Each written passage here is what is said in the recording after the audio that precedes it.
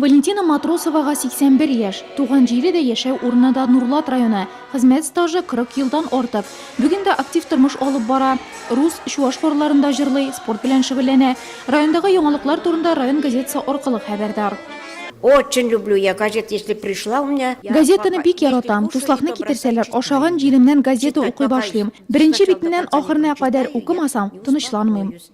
Клара Вахитовага 86. Район башлыгы Алмаз Әхмәтшиннең нәкъ менә аңа район газетасына әбүнә бүләк итүе Клара Султановна өчен көтелмәгән булды.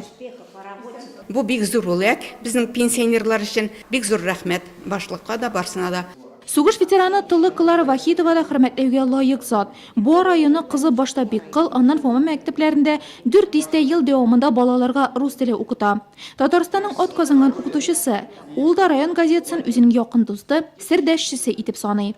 Мин газетаны гомеремә укып килдем, эшләгән вакытта укытучы тормышымда да ул миңа бик зур ярдәм итә. Дәресләрдә куллана идем, һәр вакытта да. Бер елда газетаны язылмыйча калганым юк. Подшивкасын тотам әле. Кирәк кешеләргә, күршеләремә дә укыйм. Акция башланды. Аңа стартны район һәм шәһәр башлыгы Алмаз Әхмәтшин бирде. Искәртик, Алмаз Сәлимовичның Нурлат информ игълан иткән проектта икенче тапкыр катнашуы.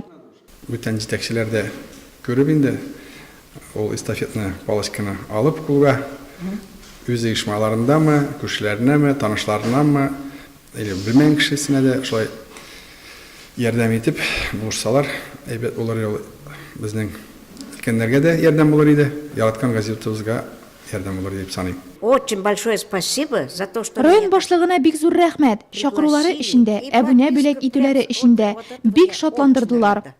Хөрмәтле җитәкче, ә син үз ветераныңа нәрсә бүләк итәргә җыенасың? Өнә дә, дия дә бүләк саналса да, өлкәннәребезгә район тормышы кезгесе ролен үтәүче районкага әбүнә бүләк итү һич тә начар булмас иде. Инициатива һәм тәүге адым район башлыгыннан. Акцияны хуплаучылар тагы да булыр шәт.